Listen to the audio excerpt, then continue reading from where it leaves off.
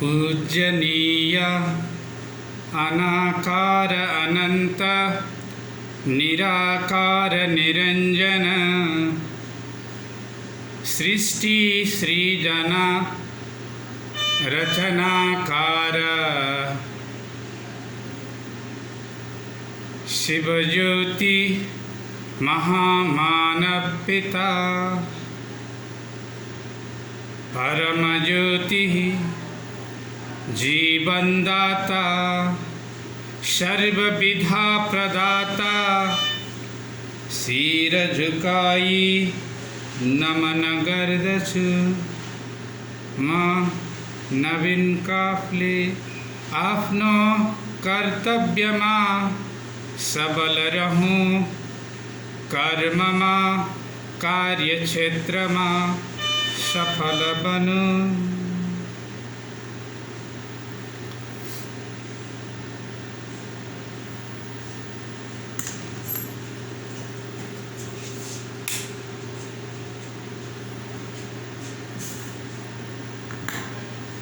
Respected frontliners, doctors, nurses,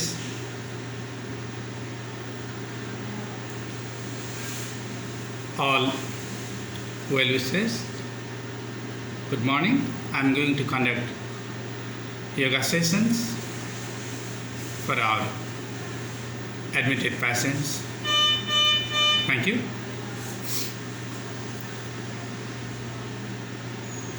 उपस्थित बिरामी महानुभावहरू, यहाँहरूलाई योगा सेसनमा हार्दिक स्वागत छ। यहाँहरूलाई जन्म दिने, लालना पालना दिने आमा बुवाप्रति मेरो हार्दिक नमस्कार छ र यहाँहरूलाई अभिनन्दन प्रकट गर्न चाहन्छु। म नवीन काफ्ले योग विश्वविद्यालयबाट विश्व प्रतिष्ठित संस्थाबाट पोस्ट ग्रेजुएट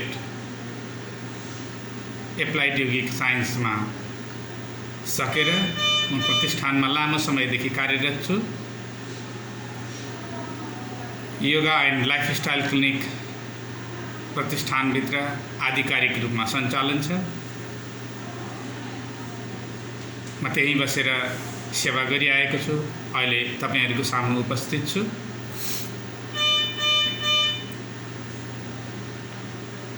हाम्रो शारीरिक संरचना, मानसिक संरचना नै त्यस्तै छ। खाली खानपानले, औषधि उपचारले मात्रै हामीलाई पूर्ण स्वस्थ बनाउन सक्दैन। यसको लागि हाम्रो जीवन पद्धति, हामीले सोच्ने तरिका, हामीले अपनाउने र बिताउने समयका गतिविधिहरू पनि रोगका कारकहरू हुन्छन्। यसलाई हटाउन आफूलाई पुनर्मूल्याङ्कन गर्न जरुरी पर्छ। उपचार त छँदैछ, डाक्टरहरू खटिरहनु भएको छ, सिस्टरहरू खटिरहनु भएको छ। हामीमा एक्लोपनको अनि बिमारी भइसकेपछि डर त्रास मनमा हुने र हामीलाई चिने जानेकाले अथवा नचिनेकैले पनि रोगमा सुधार हुन गाह्रो छ। रोगले मान्छेलाई थलाउँछ भनेर डर त्रास देखाउने, जीवनै धर्मर हुने हो कि भन्ने भावना मनमा पलाउने गर्छ। यसले हाम्रो आत्मबल कमजोर हुन्छ। यस्तो अवस्थामा हामीले लिइरहेको औषधिहरूले प्रभावकारी भूमिका ननिभाउन पनि सक्ने हुन्छ। त्यसैले हामीले जस्तोसुकै अवस्थामा होस् छटपटाटको अवस्थामा, दुखाइको अवस्थामा, पीडाइको अवस्थामा, तनावको अवस्थामा, अनिन्द्राको अवस्थामा पनि आफ्नो शरीरलाई, मनलाई व्यवस्थापन गर्नुपर्छ। त्यसको लागि उत्तम अहिले विश्वमै योग विज्ञान देखिएकोले ठुलो मेडिकल कलेजहरूमा, ठुला उपचार गर्ने संस्थाहरूमा विविध किसिमका ध्यान विधिहरू सिकाइन्छ। उपचारमा सहयोग हुने थेराप्युटिक प्रिमेडिटेटिभ टेक्निकहरू प्रचलनमा आएका छन्। त्यसमा अध्ययन अनुसन्धान धेरै भएको छ। मेडिकल साइन्टिस्टहरू त्यसैमा लाग्नु भएको छ र उहाँहरूकै बीचमा अध्ययन गरी म तपाईहरूको सामु छु। कुराहरू सानातिना छन्, ठुला सपना देखाउने कुरा छैनन्। जागतिक निद्रा, योग निद्रा हामी गर्छौँ, त्यो तन्द्रामा सपना देखे जस्तै हुन्छ। सामान्य निर्देशनहरू छन्, त्यसलाई हामी पालना गर्दै अगाडि बढ्छौँ। हिजो पनि हामीले अलिअलि गऱ्यौँ, अस्ति पनि गऱ्यौँ। यी शारीरिक कुराहरूमा, मानसिक कुराहरूमा लाभ पुर्याउनको लागि 3 प्रमुख कुराहरू आहार, खानेकुरा, औषधिसहित खानेकुरा हुन्। विहार हाम्रो शरीरलाई चलायमान बनाउने गतिविधिहरू हुन् र विश्राम एउटा आराम गर्ने कला छ, छुट्टै कला छ विश्राम गर्ने। प्रकृतिले हामीलाई निद्रा दिएको छ, त्यस बाहेकका पनि विश्रामका कलाहरू छन्। ती कलाहरूबाट हामी कोसौँ टाढा छौँ र त्यसले गर्दा हामीलाई स्वास्थ्य व्यवस्थापनमा कठिनाइ पर्न गएको हुन्छ। निको भएर जान्छौँ, फेरि दोहोरिएर फेरि आउँछौँ हामी उपचारको लागि। कतै हामीले पनि आफ्नो स्वास्थ्यमा ख्याल गर्ने, आफ्नो शरीरलाई, मनलाई तालिम दिने र शरीरमा भएका ऊर्जाहरूलाई चुस्त दुरुस्त राख्न हामीले पनि पहल गर्नुपर्छ कि भन्ने मान्यता सम्पूर्ण योग विज्ञानको हो। यो इन्टेग्रल हेल्थ क्लिनिक, यसमा जानकारी राख्नलाई धेरै अध्ययनको खाँचो हुन्छ।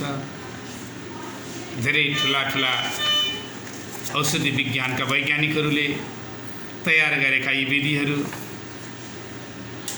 जति सिकाएको छ ती कुराहरू अलिअलि गरेर म तपाईहरु सामु राख्दै जान्छु।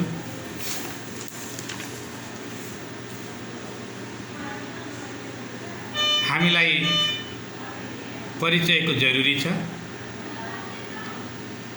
हामी आम्ने सामने छैनौं, अनुहार देखेको छैन, चिनेको छैन, यो मान्छेले भनेको के मान्नु भन्ने भावना आउँछ। अब सही हो, नाम सोधेको छैन, हाम्रो रोगको विषयमा विस्तृत जानकारी राखेको छैन, के भन्दैछ, भनेको कसरी मान्नु भन्ने मनमा त्यस्तो कुराहरू आउँछन्।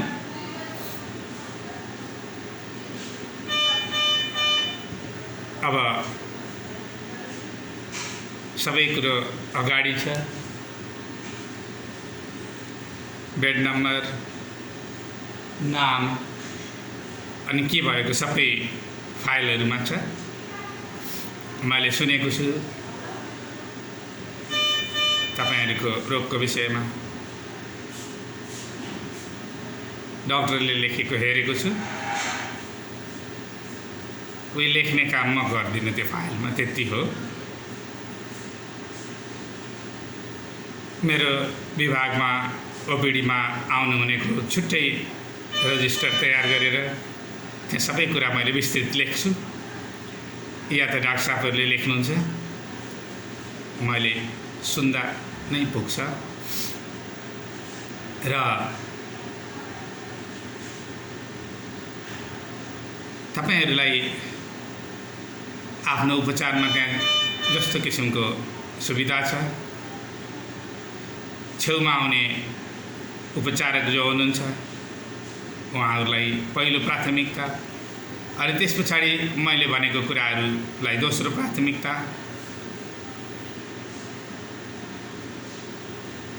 दिनु होला।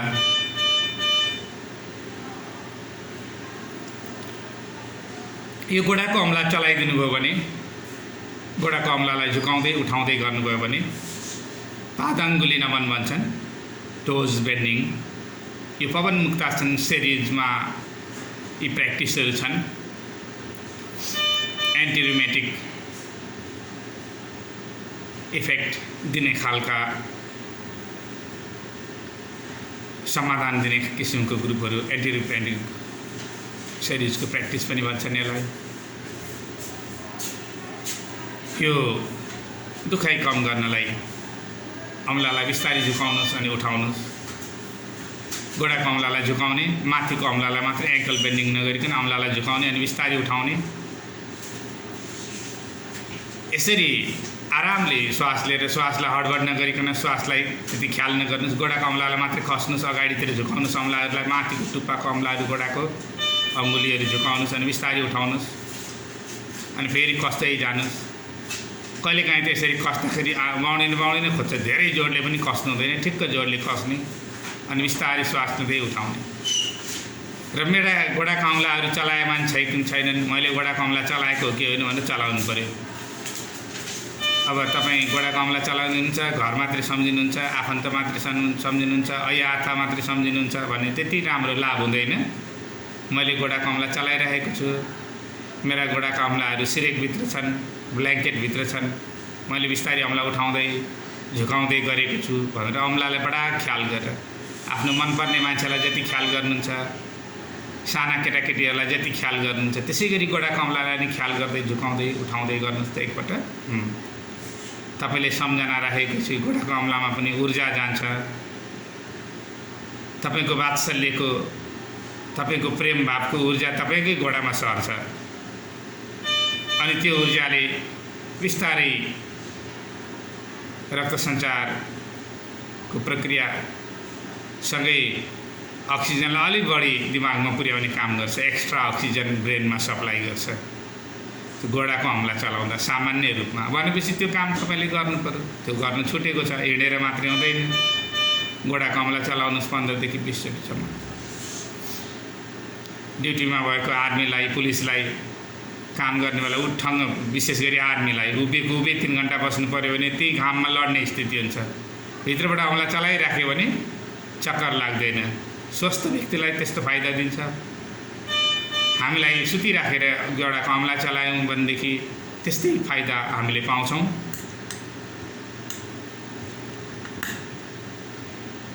यो पादाङ्गुली नमन 15 देखि 20 पटकसम्म गर्न सक्नुहुन्छ। यति गोडाको अम्ला चलाउनलाई साइड इफेक्ट केही छैन। गोडाको अम्लामै घाउ भयो अनि ब्यान्डेज लगाएर राखेको छ, चलाउनै सकिँदैन भने अलग कुरा हो, नत्र गोडाको अम्ला त चल्छ। अम्ला झुकाउनु भयो, बिस्तारै उठाउनु भयो, यति गरिदिनु भयो भने यसले राम्रो गर्छ। टोज बेन्डिङ बिहान 15 देखि 20 चोटि, दिउँसो 15 देखि 20 चोटि, बेलुका 15 देखि 20 चोटि। अब यो सानो गोडाको अम्ला चलाउनलाई केही पनि सावधानी अपनाउनु पर्दैन। गोडाको अम्ला चलाएको बेला आफू नलडियोस् त्यति हो। अब श्वासलाई स्वाभाविक छोडेर अम्ला चलाउनु भयो। यसको नाम पादाङ्गुली नमन, टोज बेन्डिङ भन्छ। यसै गरी हातको अम्लालाई चलाइदिनुहोस्। अम्लालाई हल्का, अब अम्लामा टेप लगाएको छ, अब क्यानुला फिट्स हातमा भने अलिक गाह्रै हुन्छ। हल्का अम्लालाई चलाउनुहोस्, अम्लालाई पनि खुम्च्याउनुहोस्, मुठी पारे जस्तो गर्नुहोस्। हात खुल्ला छ भने अम्लालाई मुठी बनाउनुहोस् अनि बिस्तारै खोल्नुहोस्। बुढी अमला बिचमा पर्ने गरी हत्केलाको बिचमा पर्ने गरी अरू अमलाले मुठी कस्ता हुन्छ र बिस्तारै खोल्ने हो। बिस्तारै बुढी अमलालाई बिचमा राखेर अरू अमलाले कस्नुस् र बिस्तारै श्वास लिँदै लिँदै अमलालाई खोल्नुस्। अमला पुरा खोल्नुस्। श्वास छोड्दै छोड्दै छोड्दै अमलालाई मुठी कस्नुस्। श्वास लिँदै लिँदै लिँदै अमलालाई पुरै खोल्नुस्। श्वास छोड्दै मुठी गर्नुस्। यसरी अब यो ह्यान्ड क्लेन्जिङ हो।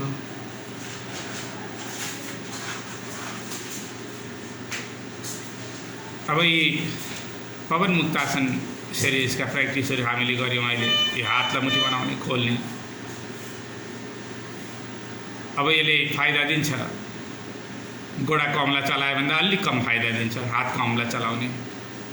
यसरी हातको अमला गोडाको अमला चलायो भने पेरिफेरल ब्लड फ्लो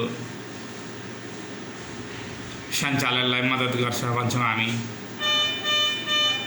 शरीरका यी हात गोडाका अङ्गहरूमा रक्त सञ्चारको प्रक्रियालाई दुरुस्त राख्नको लागि यो हातको चलाइले काम गर्छ।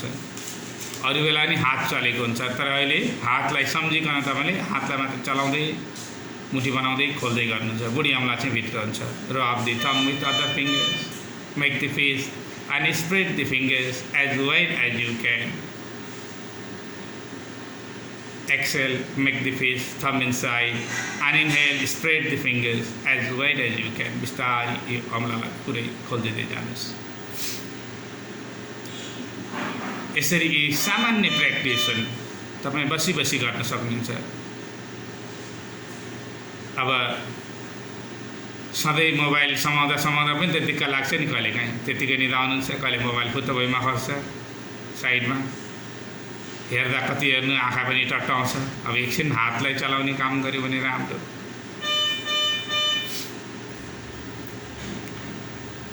अब चोर अमलालाई बुढी अमलाको फेदमा राख्नुभयो र यो बुढी अमलाले चोर अमलालाई मोड्नुभयो र हत्केलालाई उत्तानो ताप पारेर राख्नुभयो भने यसलाई चिन मुद्रा भन्छ। विशेष गरी घुँडामा राख्ने चलन छ बसेर, तर अहिले हामी सुतिरहेका छौँ। यतिकै यो मुद्रामा राख्नुहोस्। यो मुद्राले छातीको दबावलाई कम गर्छ। हाम्रो इन्टरकोस्टल मसल्सहरूमा दबाव पर्छ, दुखाइले, छातीको दुखाइले श्वास फेर्न अप्ठ्यारो हुन्छ। त्यस्तो बेलामा यसले सुविधा दिने काम गर्छ। यसलाई चिन मुद्रा, चोर अमला बुढी अमलाको फेदमा राखेर अनि बुढी अमलाले चोर अमलालाई मोडेर बाँकी तिनवटा अमला खुलै हुन्छ, हत्केला उत्तानो हुन्छ। यति हो। एकछिन यसरी राखिदिनु भयो। एकछिन यसरी राखेर श्वासलाई हेर्नु। स्वाभाविक श्वास आइरहेको छ गइरहेको छ, एकछिन हेरिदिने। आँखा हल्का बन्द गर्नु होला, बन्द गरिदिनु होला। मन है नगर्नु होला, वरिपरि हेर्नुहोस्। तर मैले हात मुठीमा राखेको छु भनेर श्वासलाई स्वाभाविक छोड्नु पर्यो र शरीरको गतिविधिलाई हेर्नु पर्यो। मनमा के कुरा खेल्दैछ, श्वास कसरी चलिरहेको छ, त्यतिर ध्यान दिनु पर्यो। यति गरिदिनु भयो भने यो चिन मुद्रा भयो। The psychic attitude of consciousness भन्छ यसलाई। कन्सियस यो मुद्रा अफ कन्सियसनेस भयो। अर्को चिन्मय मुद्रा भन्छ। अब यसलाई के गर्ने भन्दा यसै गरी अघि चोर अमला बुढी अमलाको फेदमा लाग्नु, बुढी अमलाले मोड्नुभयो।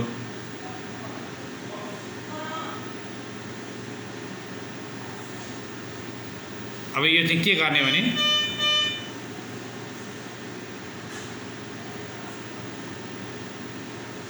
चोर अमला र बुढी अमलालाई टच गर्नुहोस् एकअर्कालाई। माथिको त्यो ल्याप्चे लगाउने ठाउँ हुन्छ नि बुढी अमलाको र चोर अमलाको, दुईटालाई समाउनुहोस्। अहिलेको जस्तो नमोड्नुहोस्, दुईटालाई च्याप्प समाउनुहोस्।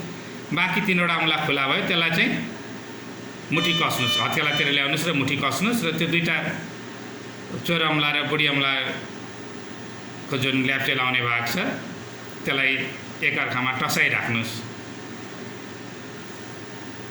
त्यो थम्ब प्रिन्ट छ नि दुई चोर अमलाको र बुढी अमलाको, त्यो दुईटालाई थम्ब प्रिन्ट राख्ने ठाउँलाई दुईटालाई टसाइराख्नुहोस्। दुईटा बाँकी तिनवटा अमलालाई कस्नुहोस्।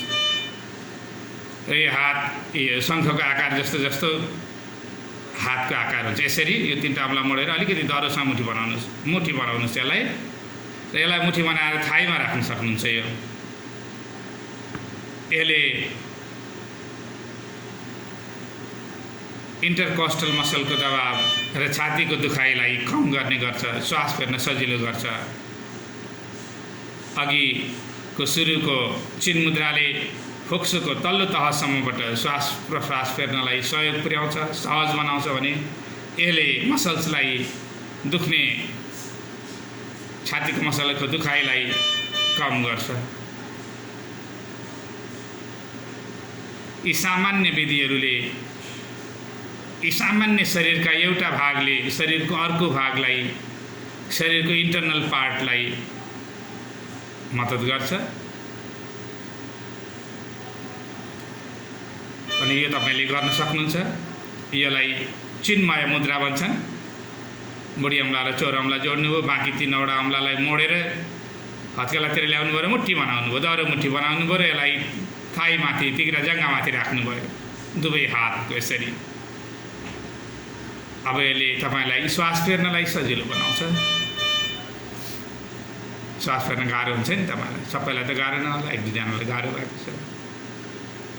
मैले देखिरहेको छु यसरी मुठी बनाउनु हो भने सहज हुन्छ भने यी काम पनि हामीले सँगसँगै गर्नु पर्यो, औषधि उपचारसँगै।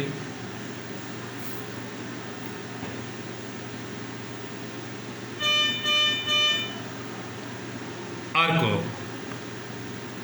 बुढी औँलालाई भित्र राखेर चारै औँलाले मुठी कस्नुहोस्। अघि जसरी सुरुमा मुठी कस्नु भएको छ त्यसरी त्यो दह्रो मुठी कसेर त्यो मुठीलाई यो चौरा औँला बाहिरपट्टि फर्किने गरी र यो कान्छी औँलाको साइड छ नि हातको, त्यो चाहिँ जङ्घातिर पर्ने, यो शरीरको यो हिपतिर पर्ने गरेर जङ्घाबाट माथि हिपतिर तान्दै तान्दै ल्याउनुहोस् र हिपको बिचमा राख्नुहोस् र एक अर्का हातलाई टसाउनुहोस्। कुइना दायाँ बायाँ फर्केको हुन्छ, अलिकति झुकेर यो त कुर्सीमै बसेर पनि तपाईँले गर्नु, झुकेर अनि एक अर्का हातलाई दुई हातलाई टसाउने, एकले अर्कालाई ठेल्ने र अगाडि हल्का निहुरिने र स्वाभाविक रूपले श्वास लिने छोडे गर्ने। यसलाई ब्रह्म मुद्रा भन्छ। युनिभर्सल मुद्रा, साइकिक एटिट्युड।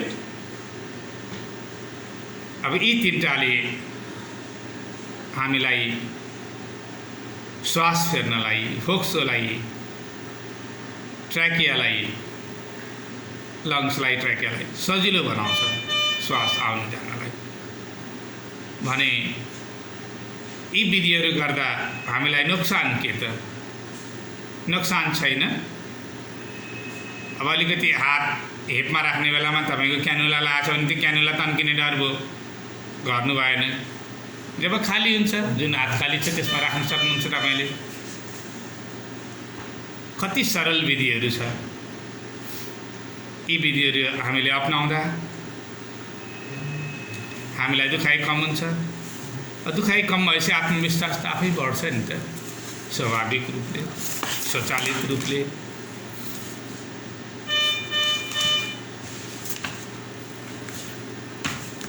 अब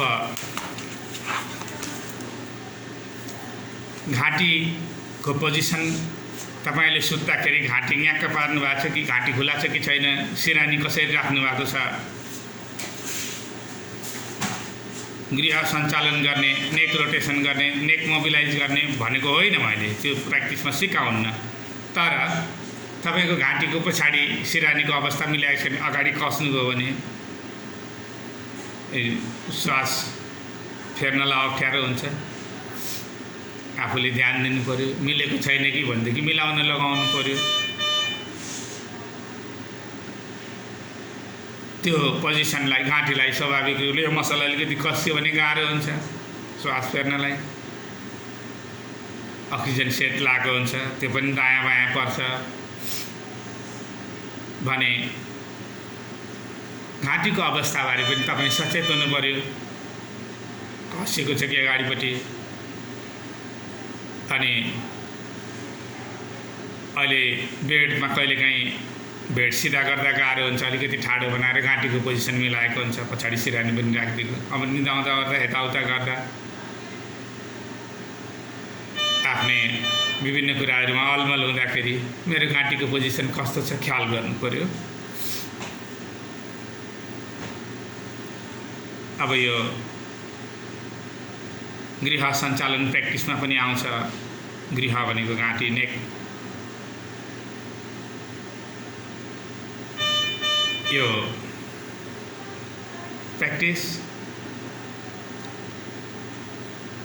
हामीले गर्न सक्छौँ बसी बसी। हामी अहिले त्यस्तो उपचारको मोडमा छौँ, उभिएर प्र्याक्टिस गर्दैनौँ। अरू कडा खालका व्यायामहरू त बिल्कुलै हामी गर्दैनौँ।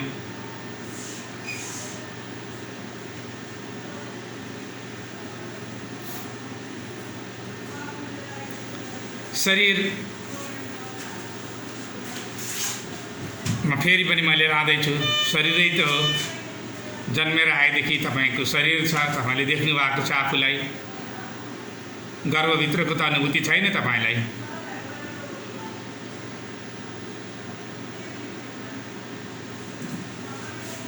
अब मस्तिष्क छ, यो मस्तिष्कले पुरा शरीरलाई सञ्चालन गरिरहेको छ। केन्द्रै भन्छौँ हामी। मस्तिष्क कसरी बनेको छ, कस्तो छ, त्यसका भागहरू कस्तो हुन्छन् भनेर हामी अध्ययन अनुसन्धान गर्ने कुरा त अध्ययन अनुसन्धान गर्नेले गर्लान्। हामीलाई मस्तिष्कले कसरी काम गर्दैछ त्यति बुझ्नु पर्यो। मस्तिष्कले मुख्य के काम गर्छ? मस्तिष्कमा इच्छा शक्ति छ। त्यो इच्छा शक्ति सञ्चालन गरेर हामी शरीरका ऊर्जाहरू, शरीरका विद्युतीय तरङ्गहरूलाई सञ्चालन गर्छौँ। त्यसको सुविधा छ हामीलाई। अर्को क्रिया शक्ति छ मस्तिष्कले उत्पादन गर्ने। त्यो क्रिया शक्तिले पुरा शरीरको समग्र प्रणालीहरूलाई सञ्चालन गरेको छ। त्यसको गहिराईमा मेडिकल साइन्टिस्टहरू लाग्नुहुन्छ, औषधि विज्ञानमा, जीव विज्ञानमा अध्ययन गर्नेहरू लाग्नुहुन्छ। तर सञ्चालन त हाम्रो शरीरको हामीले पनि गर्नु पर्यो नि।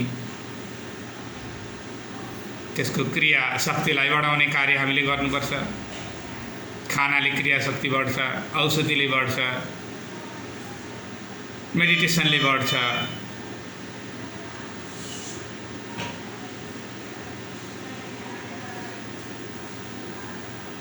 अर्को ज्ञान शक्ति छ। कसरी मस्तिष्कले ज्ञान शक्ति सञ्चालन गर्छ? मन मस्तिष्कले मेरो कुरा सुन्नु भएको छ, बुझिराख्नु भएको छ। त्यो बुझ्नलाई मस्तिष्ककै सहारा लिनु पर्यो। तपाईँ होसमा हुनुहुन्छ भनेदेखि बुझ्दै जानुहुन्छ, बेहोसीको अवस्थामा त्यो पनि बुझिँदैन। अनि ज्ञान शक्ति भयो, कानले सुनेको कुराहरू, आँखाले देखेको कुराहरू मस्तिष्कमा लानु पर्यो। के हो भनेर त्यसलाई विश्लेषण गर्नु पर्यो। तपाईँले नचाहेरै पनि मस्तिष्कले आफ्नो काम सक्रियतापूर्वक गरिरहेको छ। त्यसलाई ज्ञान शक्ति भन्छन्। त्यो ज्ञान शक्ति मुटुसँग, हृदयसँग आसिएको छ। कलेजोसँग गाँसिएको छ, लिभरसँग, फोक्सोसँग गाँसिएको छ, पेटसँग गाँसिएको छ, सानो आन्द्रासँग गाँसिएको छ, ठुलो आन्द्रासँग गाँसिएको छ, अस्थिपञ्जरसँग गाँसिएको छ, हड्डीहरूसँग, छालासँग गाँसिएको छ। त्यो ज्ञानको ऊर्जालाई बढाउने काम मस्तिष्कमै छ भने तपाईँले मनलाई सफा कसरी राख्ने, मनलाई स्वच्छ कसरी बनाउने, विचारहरूलाई कसरी व्यवस्थापन गर्ने। अनि मैले भनेको सुन्नुभयो होला, मनमा धेरै कुरा नखेलाउनुहोस्, धेरै नसोच्नुहोस्। धेरै सोच्दा पनि मनलाई नै लोड हुन्छ, भार पर्छ।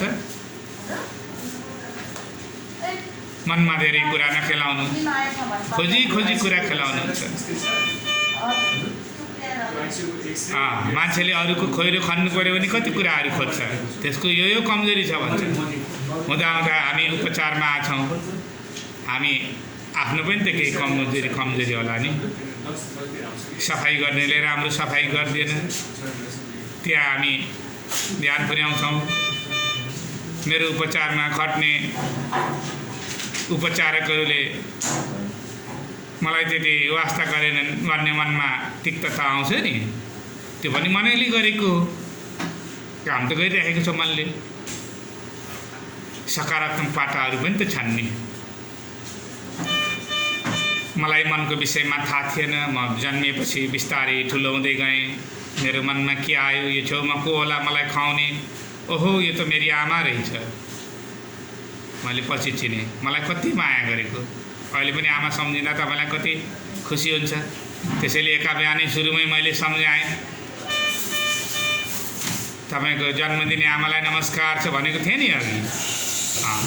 त्यत्तिकै त बोलेको होइन रहेछ मैले। त्यसैले यी ज्ञान गर्ने शक्ति पनि मन मस्तिष्कमा छ, ती शक्तिहरू सञ्चालित छन्। त्यसलाई सञ्चालन गर्नलाई अब यो प्रिमेडिटेटिभ प्र्याक्टिसले मद्दत गर्छ। योग विज्ञानमा धेरै एकदम फास्ट स्पिडमा म्याराथन दौडदेखि लिएर 100 मिटरको फास्ट, यो चितुवा जस्तो कुद्ने 100 मिटरको फास्ट दौडमा कुद्नेलाई पनि योगका अभ्यासहरू गराउन सकिन्छ।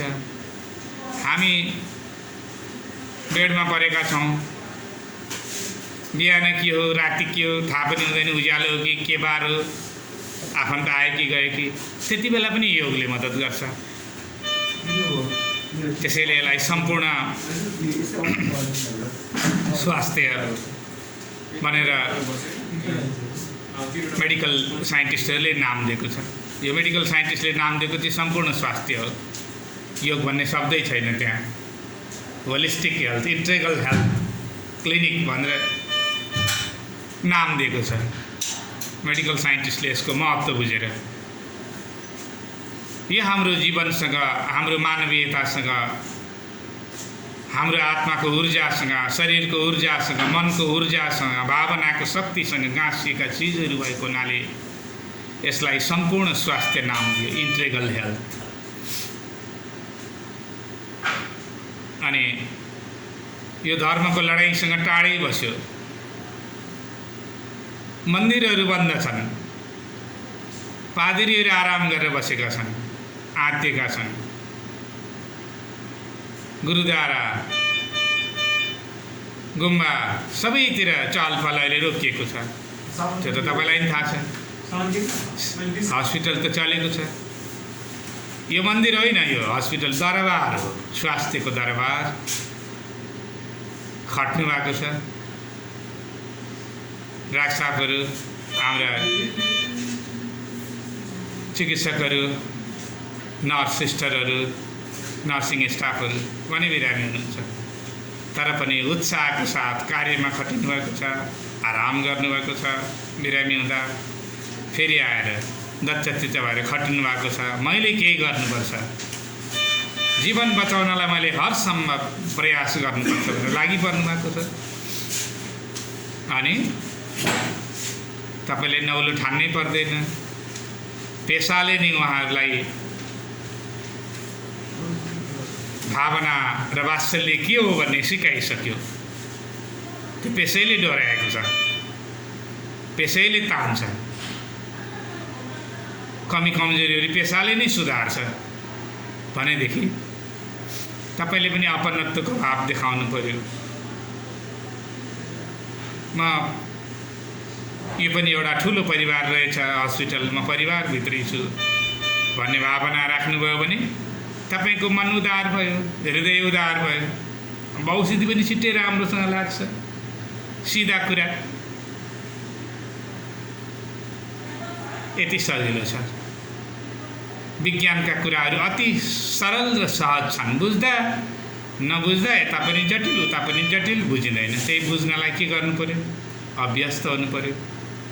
त्यही जीवन जान्नलाई, त्यही ज्ञान गर्नलाई, त्यही मस्तिष्कले गर्ने क्रियाशक्ति, मस्तिष्कले गर्ने ज्ञान शक्ति, त्यही मन मस्तिष्कले गर्ने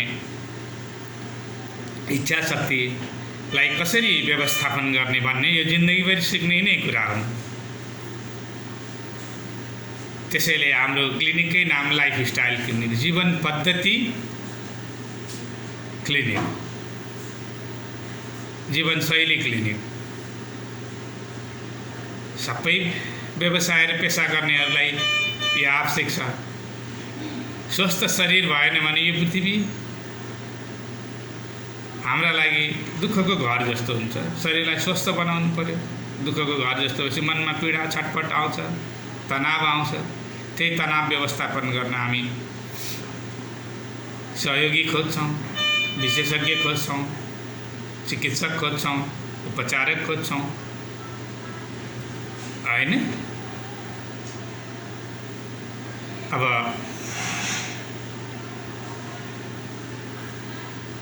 तपाईको मनलाई, हृदयलाई खुसी बनाउने कोसिस गर्दैछु म यहाँ बसेर।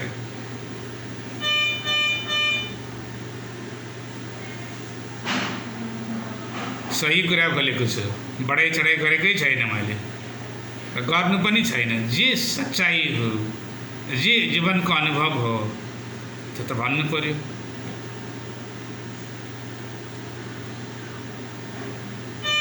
अब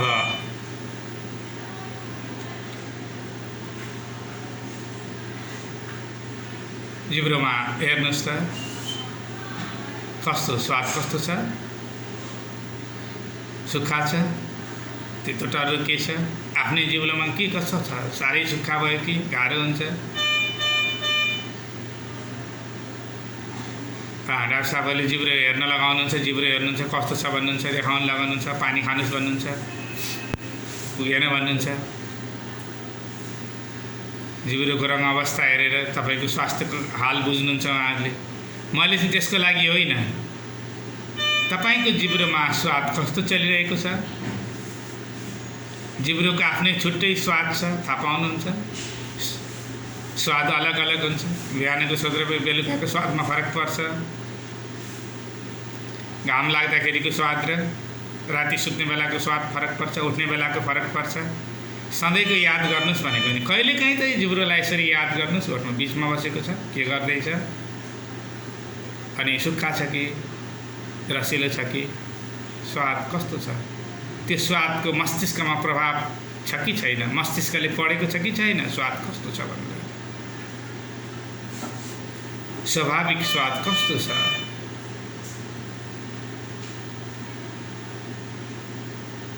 छुट्टै स्वाद छ। कुनै खानेकुराको स्वादभन्दा पृथक स्वाद छ। अलिकति स्वस्थ हुँदाखेरि स्वादको हामीलाई आत्मीयता बढ्छ, मनपर्छ। अलिकति तितो मनमा होइन, मुखमा अलिकति तितो भइदियो, जिब्रो अलिकति तितो भइदियो, अलिक गाह्रो गाह्रो लाग्छ। केही खान पाएको यसको स्वाद बदलिन्थ्यो कि, खानामा कतै गडबड भएर पो यस्तो भएको हो कि, अथवा मेरो व्यथाले हो कि भन्ने आउँछ। त जिब्रोको स्वाभाविक स्वादलाई जस्तो सुकै होस् तपाईँले साक्षी भावले हेर्नु पर्यो। तितो भइरहेको छ, के सम्झाइरहेको छु यसले, यस्तो जिब्रो तितो भएको बेला नभन्नुहोस्। साक्षी भावले स्वाद कस्तो छ हेर्ने। हावाको स्पर्श कस्तो छ अनुहारमा, जिउमा, हातमा, गोडामा, खुला भागमा हावाको स्पर्श कस्तो छ। अनि उज्यालो आएको छ बाहिरबाट, झ्यालहरू पर्दाहरू देखिन्छ। त्यो घामको उज्यालो आउँदा कस्तो लाग्छ तपाईँलाई? उज्यालो पनि के हो जस्तो लाग्छ, आनन्द लाग्छ कि त्यो उज्यालोले, घामले, सूर्यले किरण फाल्छ, त्यो किरणले हामीलाई काम लाग्छ कि घामको ऊर्जा हामीलाई कस्तो गर्छ होला शरीरलाई? बिहानको उज्यालो कस्तो हो? अब आँखा हल्का बन्द गरेर आवाज हल्का बन्द गर्नुहोस्, अथवा खुलै पनि आवाज सुन्नुहोस् त, वरिपरिको आवाज कस्तो छ। एकपछि अर्को आवाजलाई सुन्नुहोस्। Spontaneous continuous sound. आवाज कस्तो छ, कानमा ठोकिएको छ, आवाजले तपाईँलाई डिस्टर्ब गरेको छ, तनाव दिएको छ, अथवा आवाजलाई आनन्दले सुन्नुभएको छ, साँची भावले आवाजलाई सुन्ने कोसिस गर्नुभयो भने त्यसले तपाईँलाई काम गर्छ। अब स्पोन्टेनियस फ्लो अफ साउन्ड भन्छौँ हामी। एकपछि अर्को आवाज कानले धेरै सुनेको हुन्छ, एउटा आवाज मात्रै मस्तिष्कमा पठाउँछ। मस्तिष्कसँग कान बडा वफादार छ हाम्रो श्रवण इन्द्रिय, एउटा टिपेर पठाइदिन्छ। मस्तिष्कको धेरै कामहरू छ, त्यहाँ भिडभाड गर्नु हुँदैन भनेर एउटा मात्रै पठाइदिन्छ, अनि हामीलाई एउटा मात्रै थाहा हुन्छ यो आवाज आइरहेको छ। फेरि अर्को आवाज आउँछ। कानले त धेरै आवाजहरू सुनिरहेको हुन्छ, तर छानेर पठाउनु बेला आफूले सुनेको हुन्छ, तर मस्तिष्कमा पठाउँदैन। मस्तिष्कमा जुन आवाज पठाउँछ त्यो मात्रै हामीलाई थाहा हुन्छ। त्यस्तो आवाजहरू, शब्दहरू पर्सिभ गर्ने क्षमता श्रवण इन्द्रिय, कानसँग जोडिएका नसाहरूको कार्य त्यस्तो छ, नाडीहरूको। विद्युतीय तरङ्ग पठाउँछ मस्तिष्कमा, अनि झर्को लाग्ने आवाजलाई पनि साँची भावले हेर्नुहोस्। मिठो आवाज, चराको गुन्जन पनि साँची भावले नै सुन्नुहोस्, वरिपरिको पच्चा, अनि तपाईँलाई आवाजको पनि दिगदारी लाग्दैन। अब आवाजसँग सन्तुलन बनाउनु पर्यो।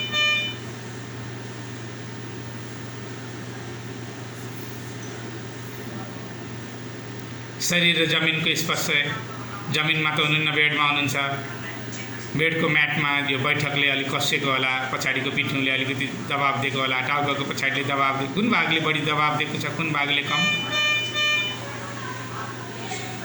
अनि कुर्कुच्चाले दबाब दिएको छ। तपाईँको बेडसँगको तपाईँको स्थितिलाई यसले, अवस्थालाई यसले अनुभूति गराउँछ। शरीरको कुन भागले बेडलाई छोएको छ, कुन भागले छैन भन्ने कुरा याद गर्नुहोस्। हातको पोजिसन कस्तो छ, घोडाको पोजिसन कस्तो छ, आँखा हल्का बन्द गरेर अनि आफ्नो शरीरलाई ऐनाले हेरेपछि चारैतिरबाट हेर्नुहोस्, आज म कस्तो छु। राम्रो नुहाइधुवाइ गरे बेला स्वस्थ भएको बेला पो हेर्ने, त अहिले किन हेर्ने, यो बिरामी भएको बेला ऐना किन सम्झिनु भन्नु होला। ऐना हेर्ने होइन, मनको आँखाले हेर्नुहोस्, आँखा बन्द गरेर चारैतिर हेरे जस्तो अनुभव गर्नुहोस्। अब मैले तपाईँलाई सङ्कल्पमा लाँदैछु। आज छोटो गराउँछु, म सङ्कल्प दोहोऱ्याउने मात्रै लाउँछु। एउटा मार्गचित्र हो, सङ्कल्प लिनुहोस् त। म स्वस्थ रहन सकौँ, म शीघ्र स्वास्थ्य लाभ लिई आफ्नो काममा फर्कन सकौँ। 3 पटक सङ्कल्प दोहोऱ्याउनुहोस्। जीवनको मार्गचित्र, तपाईँलाई आवश्यकता भएको कुराहरू सङ्कल्पमा राख्नु हो भने अति राम्रो। इच्छा पुरा गर्ने हो नि। अघि हाम्रो इच्छा शक्तिलाई, हामी मस्तिष्कको इच्छा शक्तिलाई विशेष रूपले सञ्चालन गर्दैछौँ। शपथ भनेको अरूसँग लिने हो, सङ्कल्प भनेको आफैसँग आफूले सम्झौता गर्ने हो, आफैसँग आफूले योजना बनाउने हो। आफ्नै जीवनलाई कसरी अगाडि लान्छु भनेर एउटा मार्ग निर्देश, एउटा बाटो तय गर्ने हो। कहाँ हिँड्ने भनेर अन्यलता नहोस्, यो बाटो, यो अहिले मलाई जरुरत छ, म यसमा अगाडि बढ्छु भन्ने कुरामा स्वास्थ्य पनि पर्छ। किन अहिले तपाईँलाई स्वास्थ्यको सुधारको खाँचो छ, म छिट्टो निको भएर आफ्नो काममा फर्कन सकौँ भन्ने खालको आफ्नै भाषामा छोटो मिठो सकारात्मक सृजनशील सङ्कल्प लिनुहोस्। आफ्नै भाषामा, तपाईँको मौलिक भाषा।